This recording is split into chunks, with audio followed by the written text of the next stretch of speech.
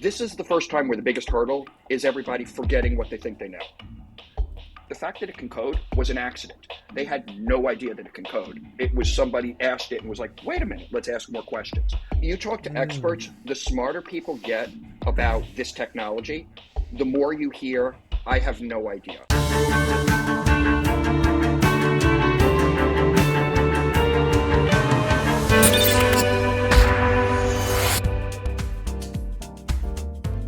Welcome to Building Better Games. This entire episode was written and voice recorded by AI pretending to be us. Just kidding. But right now, hearing that is more believable than it's ever been in the past. As leaders in game dev, it can be tough to know how to answer questions about AI like, will AI completely change my job in the future? Are there ways I can use AI to be more effective today? How will AI impact dev and creative work in the coming years, especially in games? To help us work through this, we're happy to have Bill Frischling with us. Bill has been studying AI for the past 10 years and LLMs like ChatGPT for the past year and a half. He is a VP of AI at FiscalNote, and he spends time trying to figure out how to better his own and others' lives via AI. Bill, welcome to the podcast. Thanks for coming on. Thanks so much, Ben. I appreciate it. Well, so why don't you give us a little bit of background on why AI is something that you've spent so much time thinking and exploring about? If I'm being honest with myself and everybody else, it's because inherently I'm lazy and I will do any amount of work to make sure that I don't have to do any work. So I've been doing, I've been working on the internet and technology since when I looked it up 17 days after the first web browser came out. So I missed the first 17 days. Um, Got it. and almost all of it has been two common themes. One, I'm usually working in a space where everybody's making it up as they're going along. So I enjoy that, and Lord knows AI fits that bill. And Mm-hmm. two, it's usually about automation. I can't stand repetitive work. If I'm probably honest, I can't stand any work. And it's back to that contradiction, but it's true. I will spend an unbelievable amount of time. I spent a month getting my garage door to open 2 years before Alexa came out, figuring out how to say open the pod bay doors to get my garage door to open. I can't Nice. justify it, but I kind of like it and it still works. This might sound like a weird question, but the question that comes up for me is like, what does AI mean? If you just read the internet and like all the things people are saying about AI, you could get the impression that we're all going to die in the next 5 years. You could get the impression that nobody is going to have a job in the next 6 months. From your perspective, and I know that I'm appealing to your personal view and your opinion here, but what does AI mean for the world? Like what is it all about? Well, first to answer the key question that you asked there is the robots will kill us all. I don't think it's in 5 years, but we all know it's coming, and let's just accept that and move on. Nope, nope. It's like fighting against the wind. Give a long It's enough like time horizon. Bill's out here fixing his garage door and doing nothing to save us from our imminent doom at all. To quote Kent Brockman, I welcome our new alien overlords. You just have to start sucking up Right.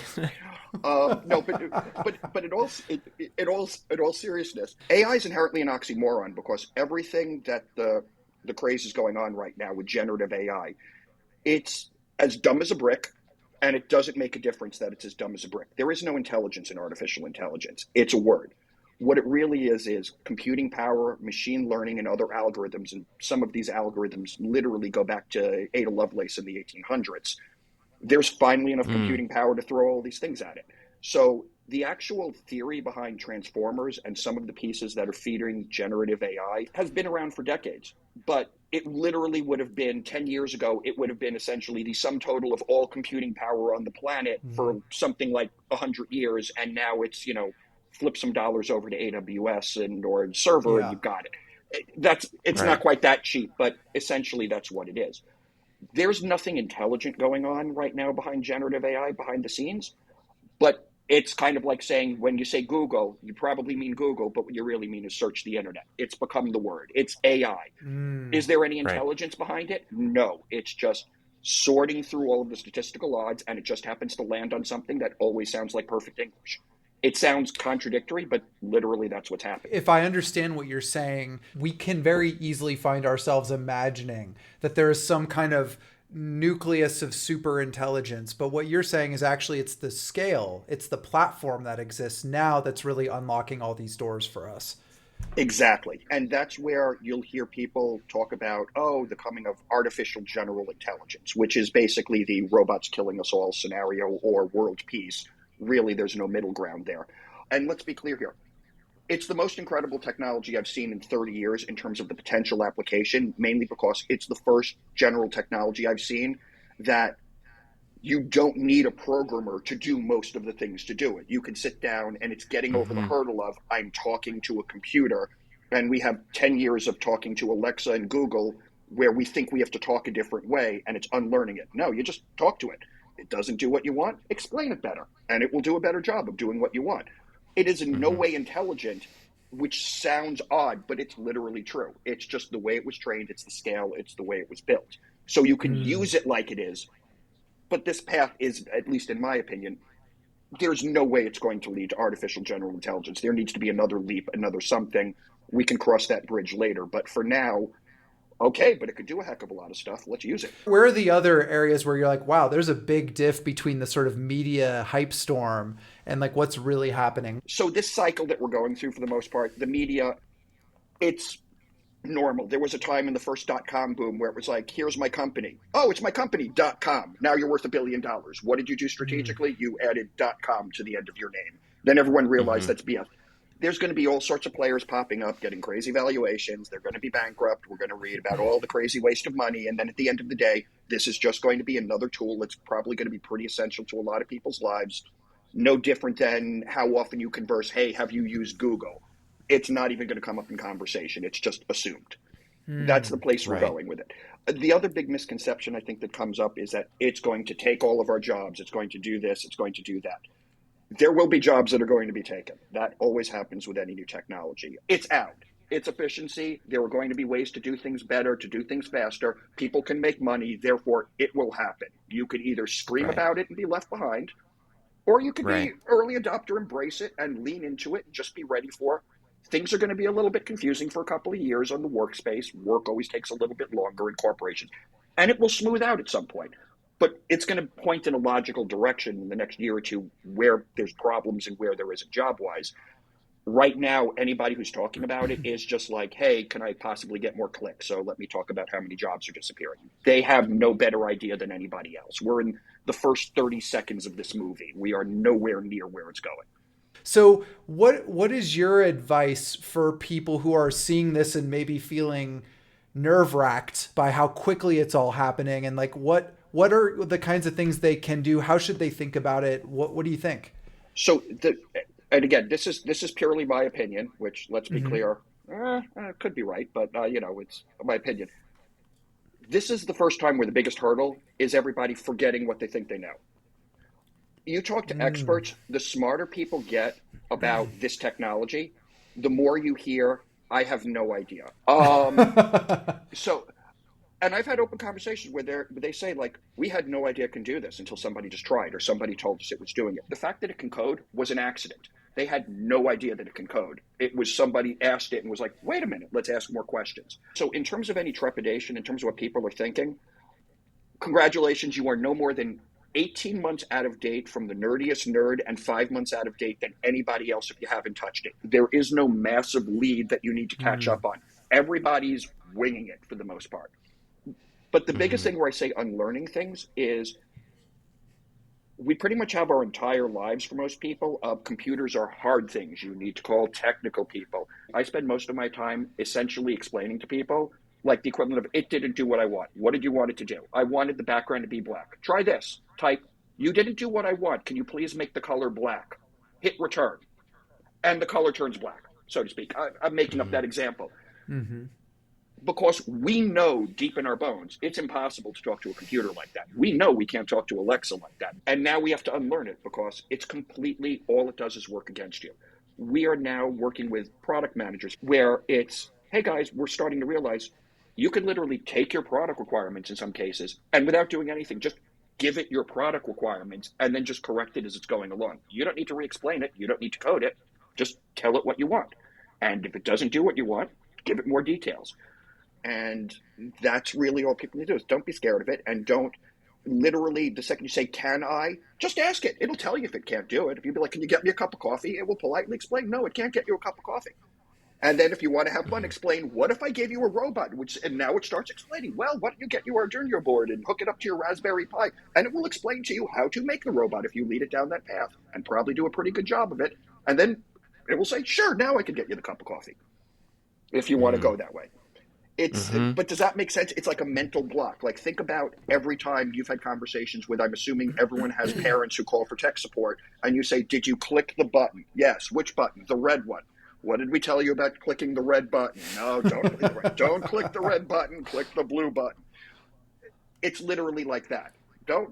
It's not doing what I want. Well, then do a better job telling it what you want. I had a random conversation with my aunt and uncle about my young cousin, and they were like, hey, do you have any advice about how we can get her set up with an understanding of technology, like better understanding of technology? Because like a lot of the schools around here, they don't really offer a lot of insight or wisdom or training around this sort of thing. And I said, I don't know exactly what the right answer is, but I think that in the next 20 to 30 years, a human being's ability to interface effectively with machines is very much going to define their productivity. And so I was like, so the only reasonable thing I can say, like right off the bat, is just send her to programming classes and see if she likes it. You know, what's so interesting is the thing I never would have guessed is that because in my mind, there was always going to be like a programming class and then everyone else, right? And that the programming class would be more productive due to their skills, allowing them interface directly with machines. What I never conceived of was a world where every single person that would be fully democratized. Machine interface would be fully democratized. And that's, I think, kind of what you're pointing at right now. And it's like at the same time exciting and scary, right? Because like I think that barrier was a barrier I don't think anyone really knew was just going to be evaporated, overnight. Oh, absolutely. And like everything else, the needle's going to move. Do I think there's still going to be a need for programmers? Yeah. Do I think of course, yeah. Is there going to be a need for as many programmers? I usually describe it to folks as, can you do your job in your sleep? If so, you should probably be worried. If you could describe your job to an intern, this can do your job. If you're doing things that take skill, experience, instinct, I know, a lot of corporations hate the phrase gut, but I'm on the other end of 30 years experience. You get some gut feelings about some things where you look and go, nope, that's right, nope, that's wrong. And you can't explain it. You just know this is right, this is wrong. It's not there, and I don't see it getting there in this leap. But if your job is like data entry, if your job is I'm parsing JSON from APIs, or I'm doing what I'm most concerned about is actually the entry level. Where this is most of the entry level jobs are usually grunt repetitive work. Okay, well, that's usually part of learning. Well, companies usually aren't known for being charitable. It's corporations, it's capitalism. All right, where's the front door then, where you get in? It's an open question. I'm not saying I'm sure something will work out. It's not like companies are going to say, I guess we don't need to hire junior people to train up. Well, but the traditional path is going to disappear pretty fast. Yeah, that makes a lot of sense. The other thing that's interesting is no matter how popular programming has gotten, there seems to always be more of a need for programmers. And it'll be interesting to see how that both impacts it and then simultaneously expands it. Because I think one of the reasons is as we figure out how to interact with more and more things digitally, the need for programmers just continues to rise.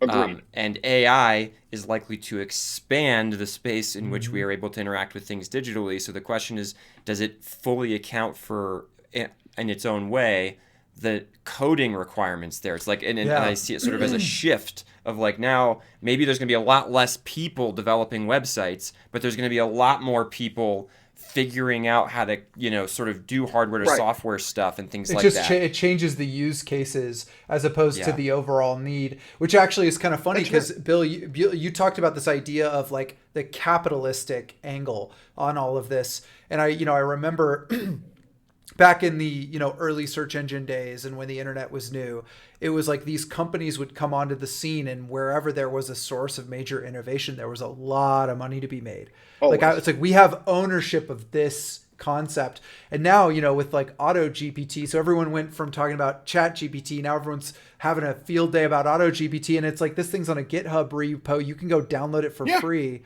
right now and have your own little like AI virtual assistant. And I think it's one of the things that's happening that I think is also interesting is like, I don't know if this will pan out, but there is almost this like decoupling from not every new innovation is automatically owned by some corporation and shielded and That's that you have to pay them for. This stuff's just like half these programmers are out there just doing it for free and just yeah. making cool shit that anyone can immediately get productivity out of. And like, what an exciting time to be alive. But you made a very good point in terms of where the bar is moving.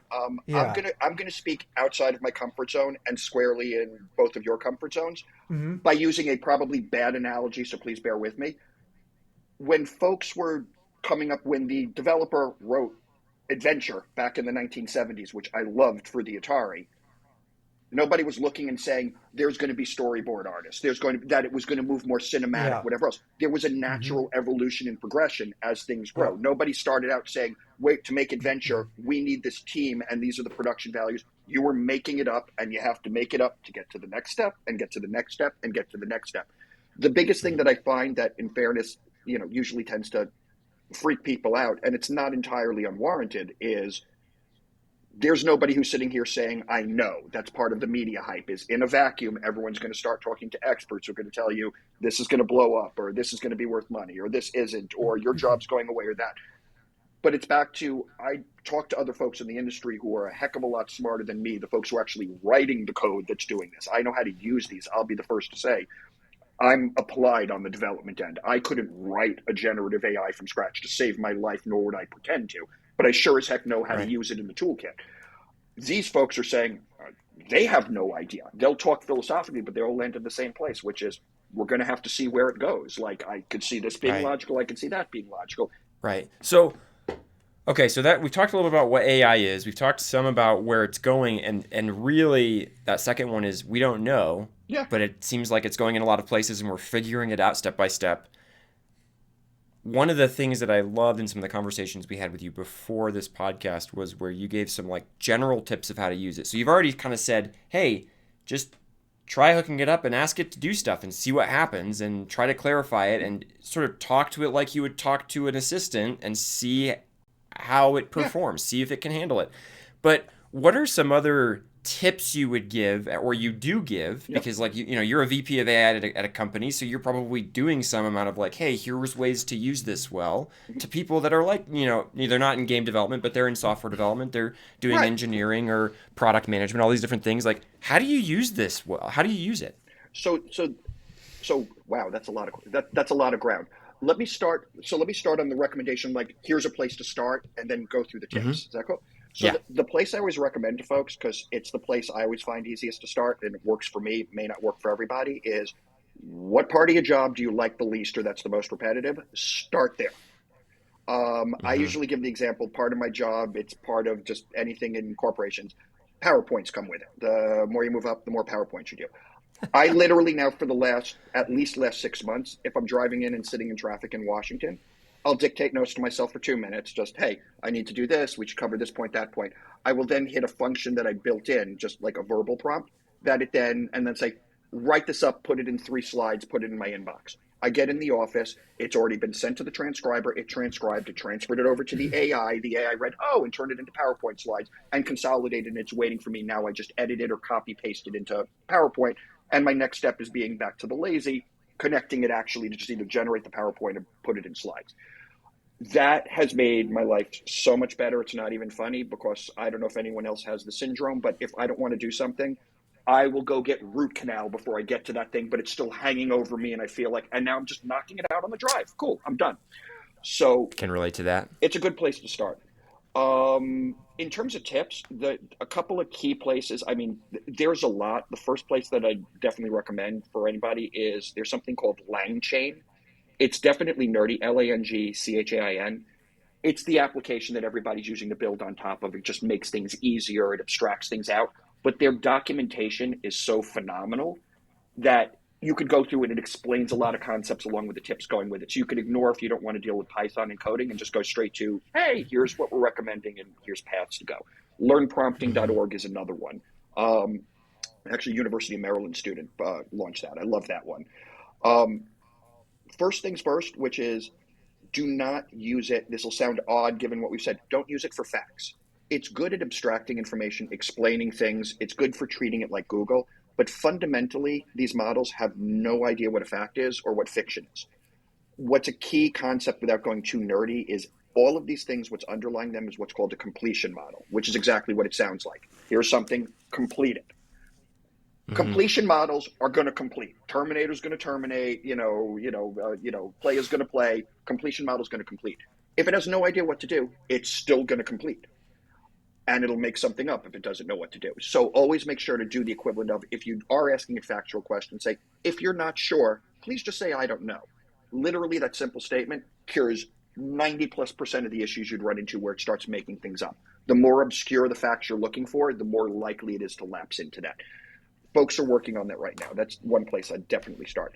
The second, and it sounds counterintuitive, well, it's not really counterintuitive, but be specific. Garbage in, garbage out. When I describe this to folks who do web development, I usually start off with, who here has gotten a requirement where the requirement says, I need a website?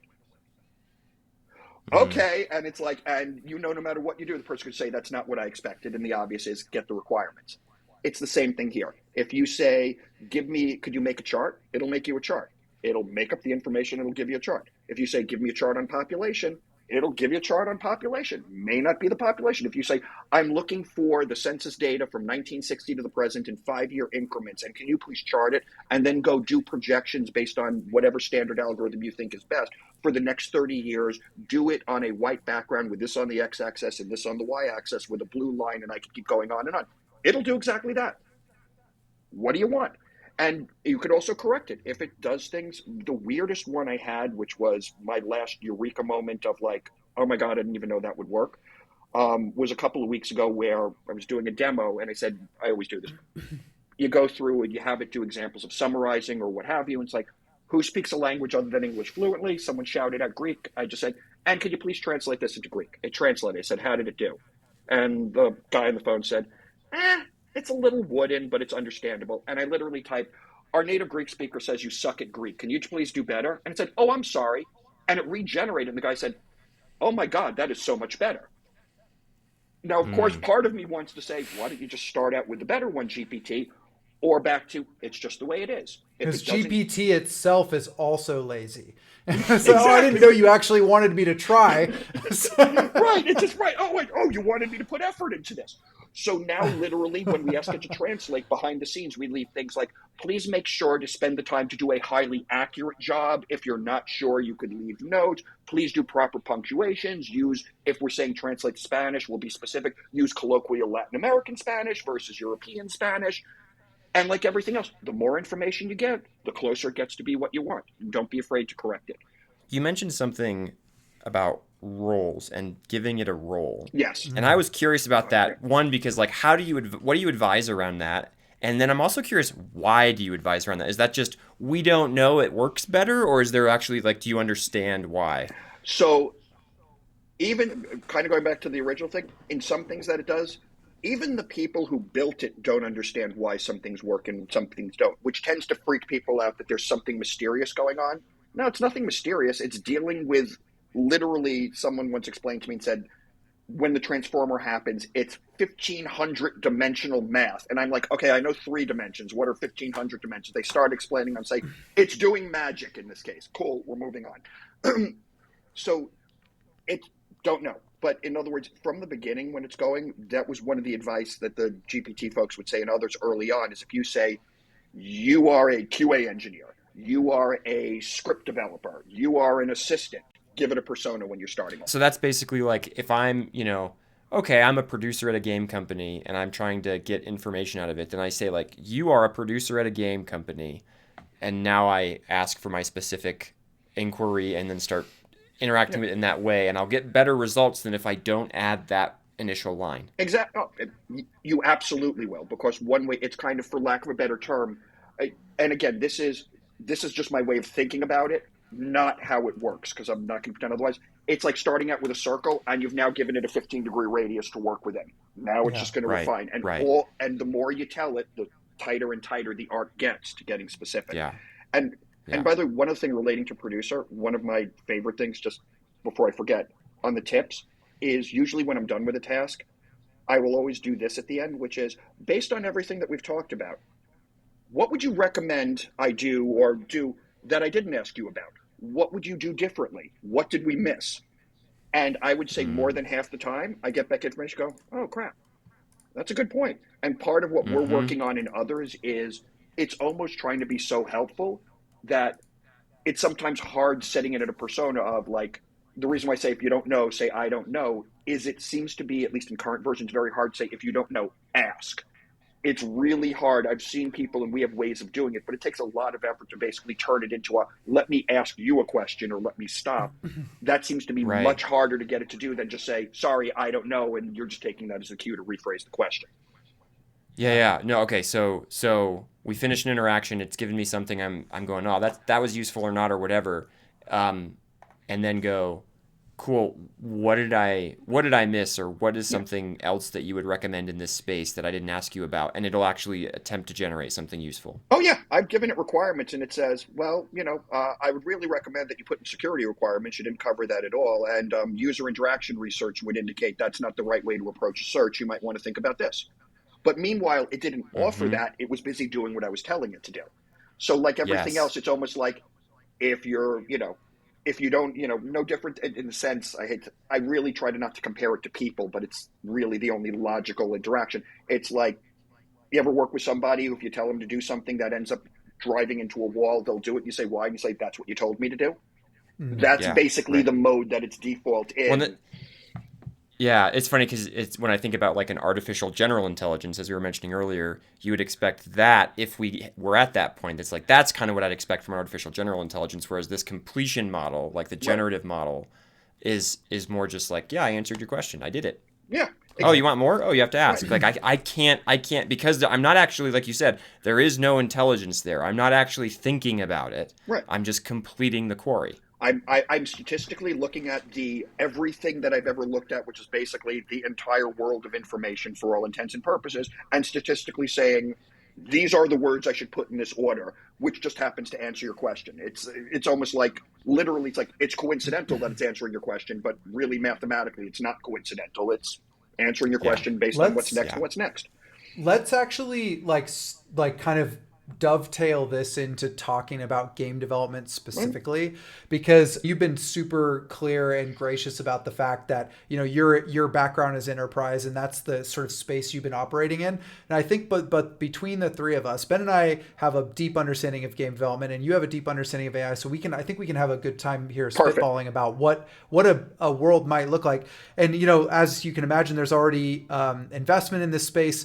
What I would say, and I hope somebody doesn't crucify me here for misspeaking, but it seems like the trend in game development is around content creation specifically. It seems like that's where the reasonable use case has like the pieces have landed and everyone's like, okay, well, if I can get this thing to do NPC dialogue, for example, like in if you play a multiplayer online RPG, you go up to somebody who gives you a quest and they say, hey, I'm Farmer Jack and I need you to gather my pumpkins. And if you keep clicking on Farmer Jack, he just says the same damn thing every time, and then he maybe says thank you or something different. That's all pre-scripted when you come back and give him the pumpkins back. But what if Farmer Jack could have a conversation with you? What if you could type to Farmer Jack and then Farmer Jack could respond with something somewhat more creative and immersive and engaging? So another Absolutely. example is, we have a lot of people doing a lot of work creating art assets and creating level design, or not level design, just creating the levels themselves, actually, like once there is a clear design that we want. And could we, and especially now that open world games are such a mainstay, where it's like almost like how much content you can create for some time has been a factor on which many AAA games are heavily gated. And so Well, what and if we already had procedural generation exactly to try to solve some of it, but it was just rough. Yeah, exactly. And so like what if AI can really help accelerate that, and we can feed AI and AI can start building out the world and the mountains and the rivers and all this stuff for us, right?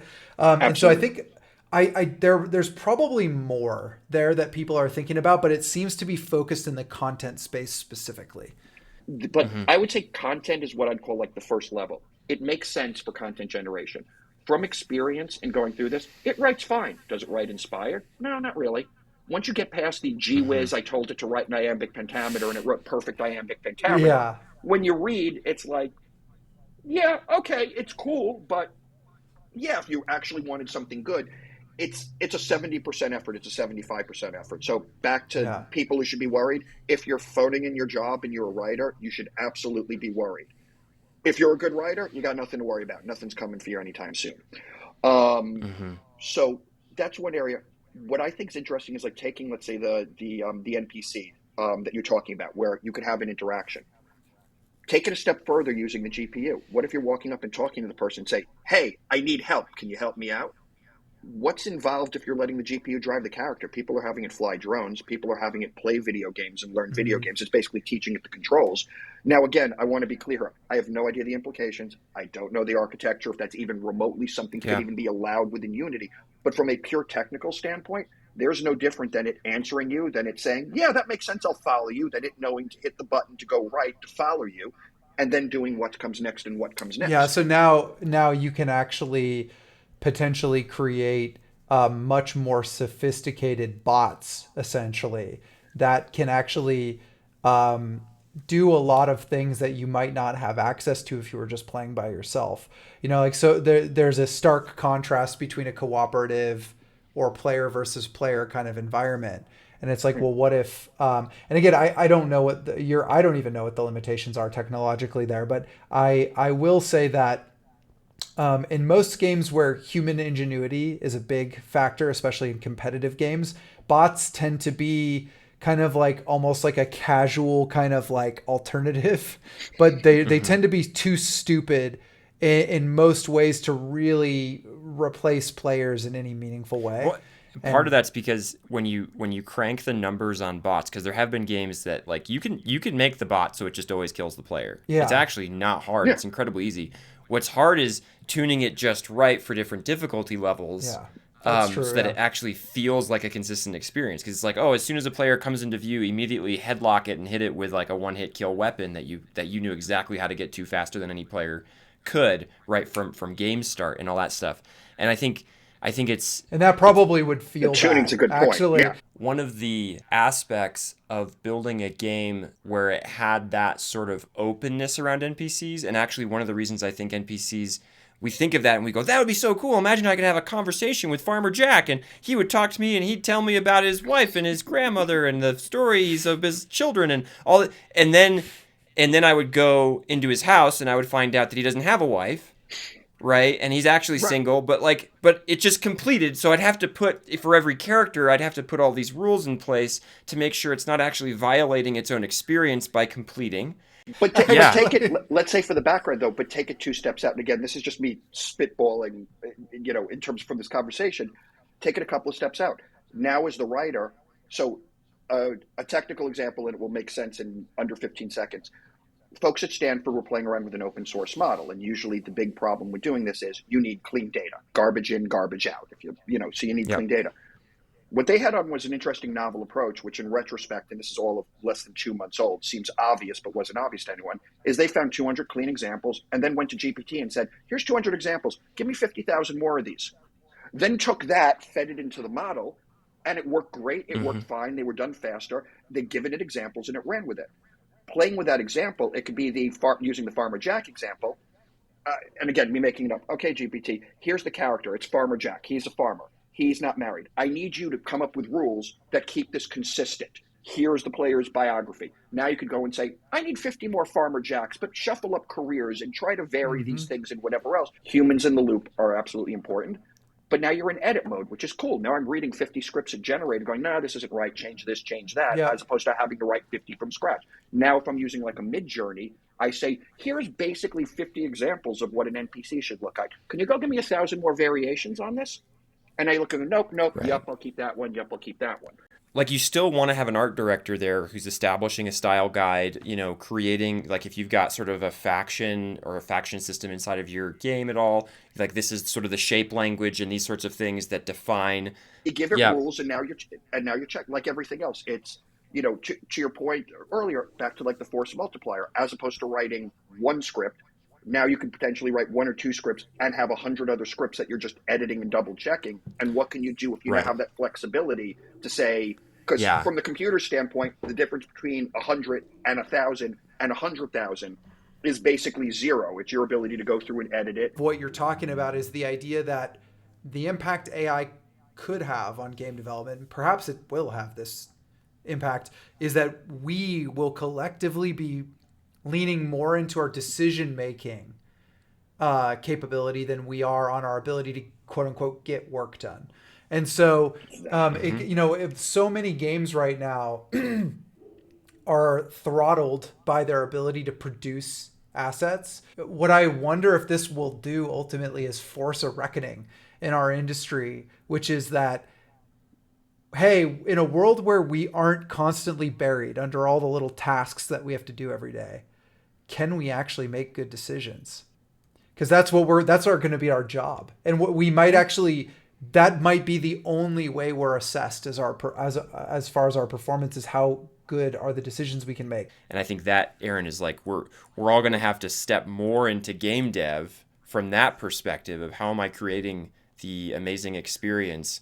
So Aaron and I were producers, right? We weren't on the content creation side, except from a leadership of teams kind of perspective. I did my fair share of PowerPoints. I did my fair share of fiddling around in work management systems like Jira or Favreau or Trello or Excel or Gantt charts and Visio and other like Microsoft Project, like all that stuff. Other forms of torture that isn't called torture for legal reasons. That's exactly yes. Right. I'm just curious, for a leader in technology or a leader in game dev in this case, like here might be some opportunities for you.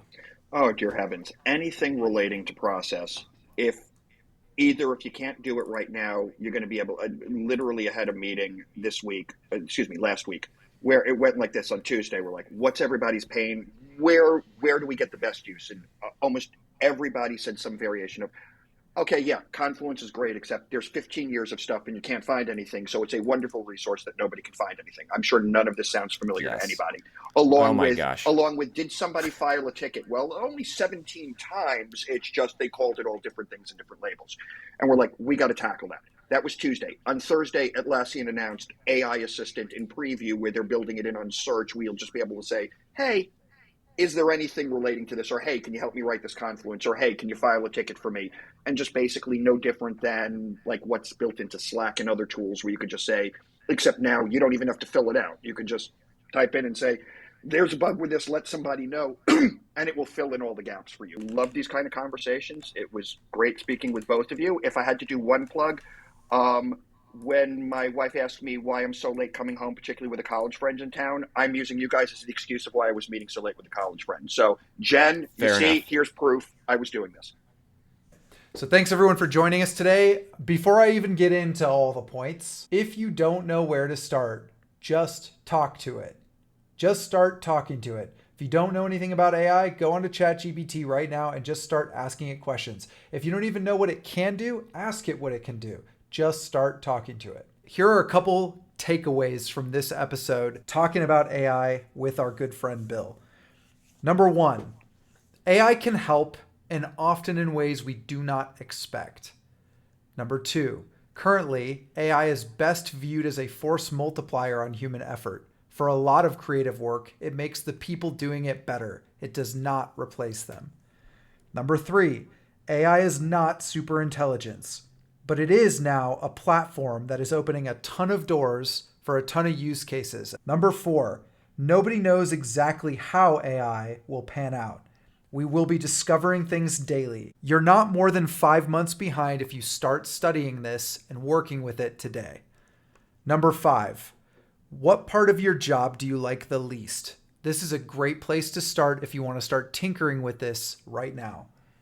Number six, AI does not know fact from fiction. Make sure to tell it to let you know if it's not sure or if it has any additional questions. Number seven, give ChatGPT or any AI a role and outline the nature of that role so that you can turn an infinite play area into a much smaller space where it can give you more accurate, more measured information. Did you enjoy this content? Every 2 weeks, we will deliver one actionable step that will increase your chances of delivering a successful game straight to your inbox. Join game developers across the world and sign up for the Building Better Games newsletter at www.buildingbettergames.gg/newsletter. Again, that's www.buildingbettergames.gg/newsletter. Thanks for listening.